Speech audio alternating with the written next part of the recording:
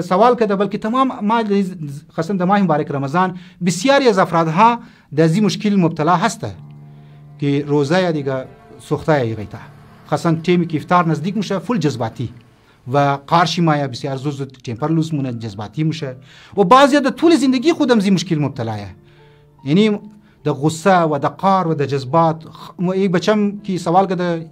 علی او گفته که بایی خانه والا از اسم تنگ و نفری که ما کچی جنگ منو اون نفر تنگ، دوستا از اسم تنگ. خب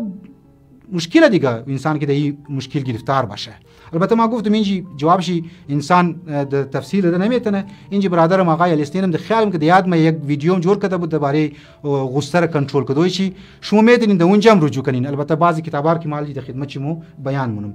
در این سلسله گفتم باید منظم، باید آدمی که در غصه و در تشدید که در مبتلا هسته باید مرتب کدی ماهر نفسیات مراجعه کنه، رجوع کنه. واقعا اینا جور است آدم.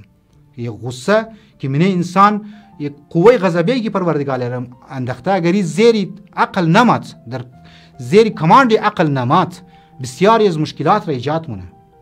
و ما در روایات میخوانی که کسی که در غصه مبتلا هسته، کسی که در قار مبتلا هسته و بسیار زود تمپر لوز مونه، او امو تیم که غصه کرده او دیونه، یعنی بیچاره فعلا جنون است، در جنون گرفتار شده. لذا ما امیدوارم که در این سلسله برادران مورن کدی ماهر نفسیات کدی اکسپرت گپ میزنه و از مشورای خوبی از نا استفاده مونن و خود علاج مونه. امو تا در خدمت شما گفتم که باید مو خبر شنی که من انسان ای خداوند متعال ای قوه غضبیه را انداخته، اگر مطابق عقل نره انسان را برای همیشه هلاک مونه و در هلاکت میندازه و هلاکت ابدی بعض اوقات. لذا در این سلسله باید مسائل اخلاقی که علما بیان مونن طرف ازیم باید رجوع کنه و کتبی که در این باره لیکه شده گفتم باید اینا را بیخانه نموشه. ما گفتم در این چند مدتی کوتاه تمام جوانب را ما خدمت شما بیان کنم و ما اینجا گزارش مونم از تمامی جوانها که اگر میخواهید مسائل اخلاقی و صفاتی را زیرا از منیخم شما عزیزان گم کنی، خصوصا می غصه را قار را که یک بلوغ افرادها مبتلا هستند. خب شنیدیم دمزی چند روز یک گو طرفی پشتون آباد بود یا طرفی گو جای دیگه بود، از کویتا البته بار بود که بعد از افطار دو بیرار کرد، یک بابی خو تون کلامی مونه، یک بچه بابی خور میزنه، بعضی دیگه بچه کسته بیرار خور قتل مونه، یعنی در یک تایم دو سه نفر کسته از بین موره. از خاطر چی؟ از خاطر امزی قار و غصه که طرفش متوجه نمیدی و انسان رو بعض اوقات پشیمانی برای ابد کسته جور مونه. یا او بنده خدا در ماه مبارک رمضان که روزای دروغکنی بعضیا که میگره چشت خاومونه و دختری بیرارشی که جیخشور مونه از بال مای او رو موکشه 12 ساله ما هم تشینید منی سوشال میدیا. خب اینا ببین تو کو یمو نشانیای چست اگر کنترل مو نکدی انزی مصیبت‌ها را ببار اورده میتنه. بعضا ما با وجود از اینکه گفتم کلی ما چند مراحل در خدمت شما میگم، از اونایی که ماهر نفسیات بود از اونها استفاده کردم و از روایات استفاده کردم. مگه اونایی که زیاد قار مونه دم قار کی مبتلا هست از زنی من مگه عمل از کوشش کنه 1 2 3 4 5 6 7 9 تا 10 را مگه اعداد را بخانه شمار کنه 1 2 3 4 5 6 یا اگر زیاد شدید غصه داره تا 100 را مگه بخانه. قلب انسان اموتم دردکنشی کم میشه. خب اینا رو ماهر نفسیات گفته اونایی که اکسپرت قلبشی مدرکنشی که ضربان قلبشی کم شد غصه کم میشه و قار انسان تامایه. دویم دیگه بعضیا گفته نفس عمیق انسان باید بکشه که بینی خو مثلا هوا کش کنه خب ممکنه زوریا خنده کنه، لیکن نرو گفت ماهر نفسیات نر گفته و اینا برش عمل کنی شاید مفید ثابت شده باشه. یکی که نفس عمیق باید بکشه، هوا از بینی خو انسان بگیره و از دهان خو خارج کنه، این هم برای مو تیم که قارم ده مفید مگه ثابت میشه. اما لازمه که انسان قار مونه فوراً پیدل روی شروع کنه، یعنی از خانه برشونه بره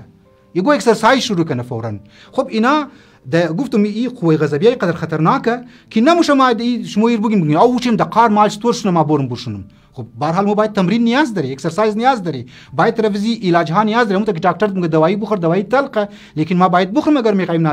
خود شفا بدیم. این علاج ها هم که ماهر نفسیات میگن یا دیگه اونایی که اکسپرت هستن اونا میگن باید مبرش عمل کنی. دیگه کار خود مشغول کنه. خاصا بهتر است که از خانه برشونه و پیدل روی شروع کنه. و مومنگری در مختلف یک جوابی چارونیشیه که رای حل چی در مختلف آیینها مختلف کلمات ادا میشه. حتی در هندویزم توغمونی، در مسیحیت توغمونه، انسان در یهودیار کی توغمونه میگنم که تمامیش من گفته مسائل اخلاقی که بیان کرده و در دقار یگو اسکاری مخصوص رشمو باید بخوانیم. همینطور اسلام هم گفته که قار شدید چمو که هم ده و بزرگارم بسیار تاکید کده لا حول ولا قوة الا بالله باید بخونین ویرد کده بور انشالله چیمپاره که است که لوس کده و را پس ده حال خمیری مسلما از من ایرم دقت کنی که وقت انسان قار شمایه جذبات چی زیاد شده یعنی جذباتی شده و از خاطر اطرافیایش شده باید در ذهن ما باید بیشندنم که چون ما آدمی جذباتی هستم و آدمی قار هستم ما زول باید ایره فکر کنم که ما و آدم را بگاه بخشیدم منی ما یک ملکه پیداش نه که ما اطرافیای خوب بخشیدم اگر در تیمی قار نمیتنی کار را قبل از قار امو زمانی که خوش هستی از امو زمان که خوش هستی و نسبت بعض از افرادها میگنی که اینی مرد فلان جایا قار مر میره و احتمال چی میده که قار تو میره نسبت به ازنا در حالت خوشی اونا رو بگی ما بخشیدم بس ای ټیم کې استم نه کې اگر گپ زد یا کاری غلط کرد ما اونا را بخشیدم و قار تو دیگه نمایا بعض تعلیمات اسلامی هم ده که انسان فورا وضو بگیره امی قار انسان اماد بوره فورا وضو بگیره خودی او شاید که است تاثیر هم داره و خودی وضو یک معنوی تاثیر داره و شیطان را موگه که اگر انسانی که وضو نداشته باشه بریشی سوار میشه و شیطانی که شخصی که وضو کرد شیطان از گیشی تو تعامونه و آخرین رای حلی که اونایی که غصه منازانی من برادرانی من نسبت به بسیاری از کارها مباید لاپروا شونی امام محمد باقر علیه السلام موگه اگر هر کار طرفش سوچ کدی هر کار بریش انجک منجک کدی هر ریزه چیز طرفش توجه کدی انسان در زندگی شیمایه تو دیونه موشی واقعا باید زندگی اسمو زندگی بسیار از کارات تغافل باشه روایت لفظ تغافل استعمال کده بیخبری خود خلاص دیده بعض اوقات موگی سر بندز دیگه ما انگار نه انگار تو در ویگو کار شده لذا ای هم آخرین علاج و علاج های دیگه هم هسته که انشالله اگر پروردگار عالم مو شمور توفیق بیده که تازو